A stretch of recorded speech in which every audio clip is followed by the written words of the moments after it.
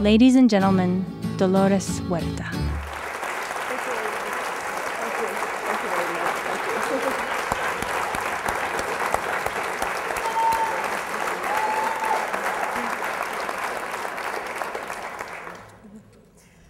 Dolores, you should be running for president.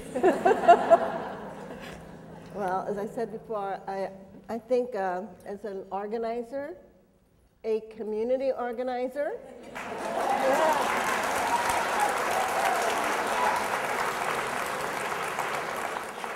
it's always better to organize and get good candidates elected, and if they're not very good, to take them out, right?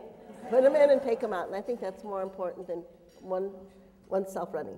What were the elements that you used to get, and this was pretty much a macho culture you were dealing with, what did you do in order to get the men and women to work together? Well, when we first started organizing the Farm Workers Union, it was basically the men that we were organizing. Then what we found out when we got into the strike, and it became very intense, that unless the woman in the family was willing to say, okay, I'm going to support the strike and take my family out on strike without them being able to work for wages, it was the women that made the decisions.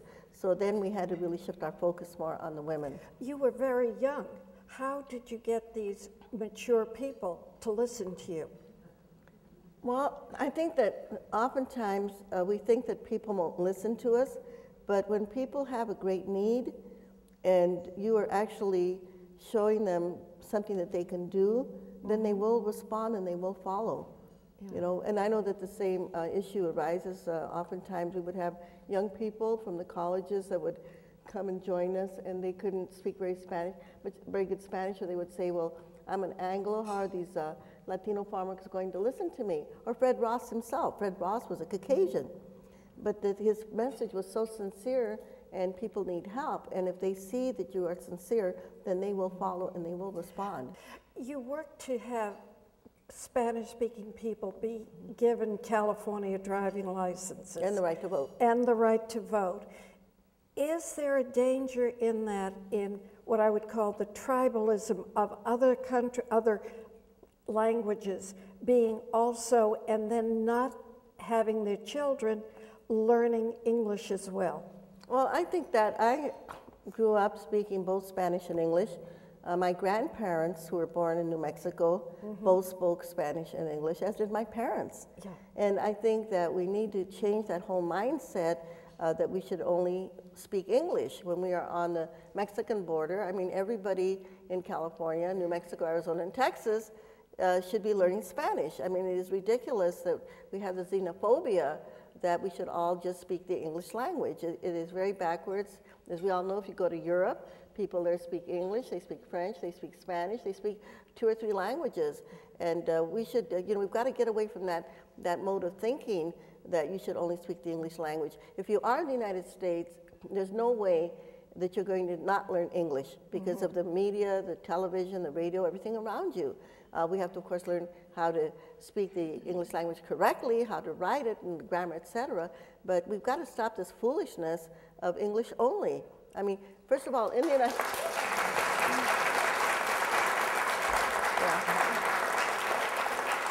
I think in our own United States, I believe that our Constitution was printed in German.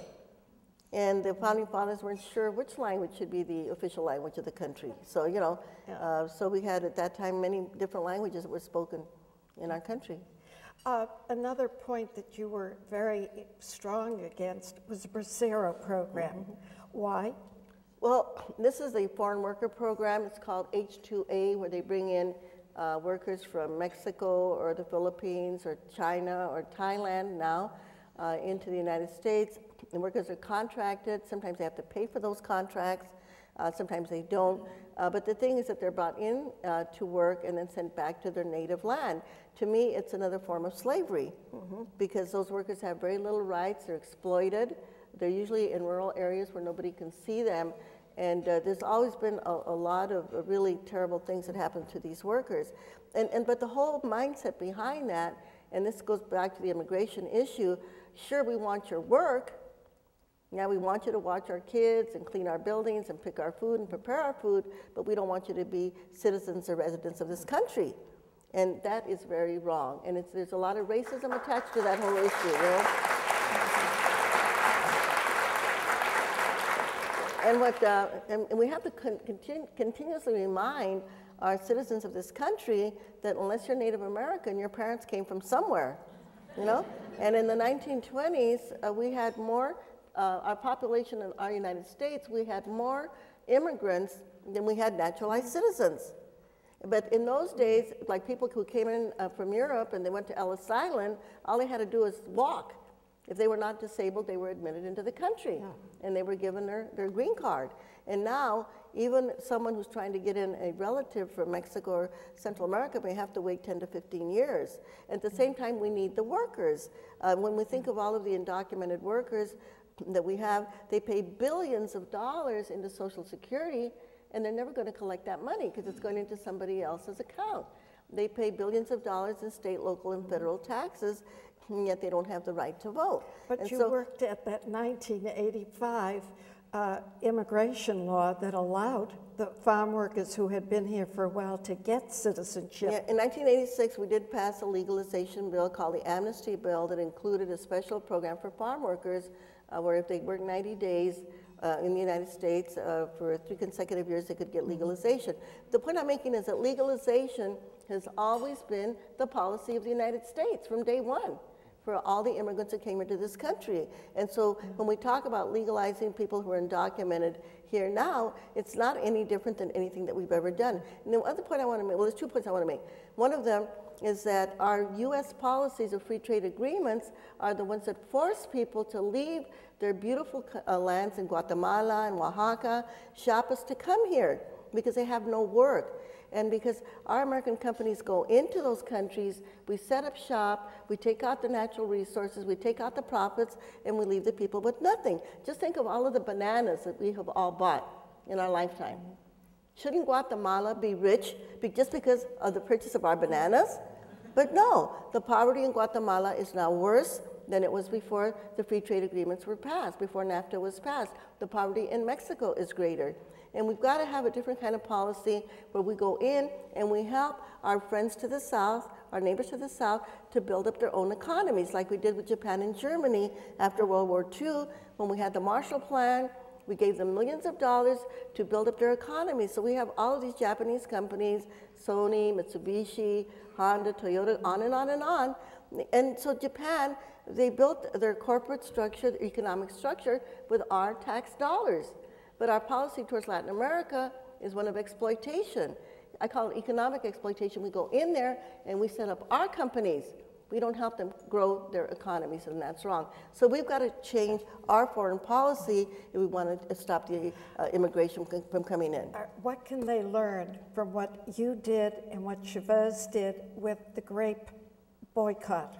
Because when you want something to change, that's a great way to have a change happen. Well, I think that the grape boycott, and a lot of people, I'm sure many of you in the room, either didn't buy grapes or your parents didn't let you buy grapes. So I want to thank you very much. Because of that boycott, farm workers to this day, they have water to drink in the fields. They have toilets in the fields, especially for women, that they didn't have before. You know, we were able to change those laws and to give farm workers the right to have a union and to organize. So consumer boycotts are very powerful. And I think that's something that we as women need to start looking at. Okay, when we think of all of the misogyny that happened during the campaign with Hillary Clinton, we think of the Rush Limbaughs of the world. I think at some point we have to start thinking, let me give you an example. Michael Savage, you know, he just made some horrible comments about children that are autistic. I have an autistic grandchild myself. And so what happened is some people got together and they had people that actually canceled the sponsorship of his program.